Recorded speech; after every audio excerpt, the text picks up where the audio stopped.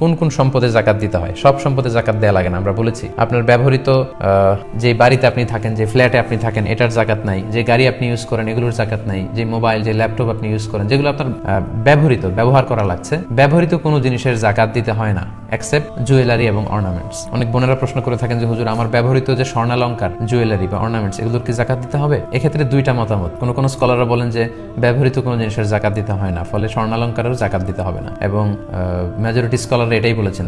বাকি 3 মাযহাব, হানাফি মাযহাব ছাড়া বাকি 3 মাযহাবের স্কলাররা এটাই বলেছেন যে ব্যবহৃত স্বর্ণালঙ্কারের জাকাত দিতে হয় না। কিন্তু আল ইমাম আল আযম আবু হানিফা আলাইহি রাহমা, একমাত্র ওনার মত হচ্ছে যে ব্যবহৃত স্বর্ণালঙ্কারের জাকাত দিতে হবে। তো এই মাসআলার ক্ষেত্রে ইমাম আবু হানিফার মতটাই হচ্ছে রাজিহ কওল, এটার উপরই ফতোয়া, এবং এটাই খুব ভ্যালিড। কারণ স্বর্ণ এবং রৌপ্য এটা অন্যান্য ব্যবহৃত জিনিসের মতো নয়, এটা substitute of money, paper money, cash টাকার মতোই। এটাকে ভাঙালেই স্বর্ণরৌপ্য দোকানে নিয়ে গেলে টাকা পাওয়া যায়, এটার মূল্য কমে না খুব একটা। সো আমার প্রিয় বোনেরা, যারা আপনারা অনেক সময় জিজ্ঞেস করেন যে ব্যবহৃত স্বর্ণালঙ্কারের জাকাত দিতে হবে কিনা, জি দিতে হবে।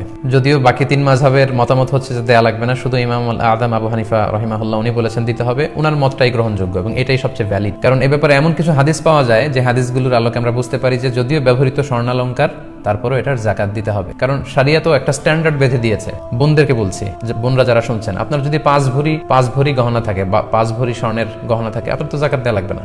6 ভরিও যদি থাকে দেওয়া লাগবে না। 7.5 ভরি মানে 85 গ্রাম, এটা একটা স্ট্যান্ডার্ড, তার মানে হিউজ পরিমাণ আপনার আছে, তখন আপনি জাকাত দিবেন। এই ক্ষেত্রে আমরা সুনানে আবু দাউদের কিছু হাদিস উল্লেখ করতে পারি। আম্মা জান আয়েশা রাদিয়াল্লাহু তাআলা আনহার হাতে বা আঙ্গুলে আংটির মতো কিছু রূপার তৈরি গহনা ছিল। আল্লাহ রাসূল সাল্লাল্লাহু আলাইহি ওয়াসাল্লাম দেখে বললেন, আয়েশা তুমি কি এটার জাকাত দিয়েছো? আম্মা জান আয়েশা বললেন, না দেইনি, এটা আপনার কাছে আমার সৌন্দর্য বাড়ানোর জন্য আমি এটা ব্যবহার করছি, এটার জাকাত দেইনি। আল্লাহ রাসূল সাল্লাল্লাহু আলাইহি ওয়াসাল্লাম বললেন, হাসবুকি ফিন্নার, তোমাকে জাহান্নামে নিতে এই অলংকারটাই যথেষ্ট, এই রূপার অলংকারটাই। তো তখন কিন্তু আয়েশা রাদিয়াল্লাহু তাআলা হাতে পড়েছিলেন ওই আংটিটা। তাহলে এই হাদিস থেকে বোঝা যায় যে ব্যবহৃত স্বর্ণালঙ্কারের জাকাত দিতে হবে। আরেকটি হাদিস যেটিও সুনান আবু দাউদে এসেছে, এক সাহাবী নারী আল্লাহ রাসূল সাল্লাল্লাহু আলাইহি ওয়াসাল্লামের কাছে আসলেন তার মেয়েকে নিয়ে।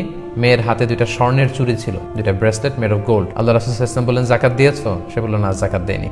আল্লাহ রাসূল সাল্লাল্লাহু আলাইহি ওয়াসাল্লাম বললেন, তাহলে তুমি কি পছন্দ করো যে এই স্বর্ণের চুরির বিপরীতে জাহান্নামের 2টা আগুনের চুরি তোমার হাতে পরিয়ে দেওয়া হবে? তৎক্ষণিক মহিলাটি ভয় পেলেন এবং বললেন, খুলে আল্লাহ রাসূলকে দিয়ে দিলেন, বললেন, আল্লাহ এবং আল্লাহ রাস্তায় এটা আমি দিয়ে দিলাম। তো তার মেয়েও কিন্তু তখন পরিহিত ছিল। তার মানে ব্যবহৃত স্বর্ণ এবং অলংকারের যে জুয়েলারি অর্নামেন্টস এর কথা আমরা বলি, এটা যদি গোল্ডের হয় এবং সিলভারের হয় তাহলে আপনার জাকাত দিতে হবে আমার প্রিয় বোনেরা। যদি সেটা নিসাবকে ক্রস করে এবং জাকাতের যে শর্তগুলো আপনাকে আমরা শোনালাম, আপনাকে জাকাত দিতে হবে, আপনি এটার জাকাত দিয়ে দেন।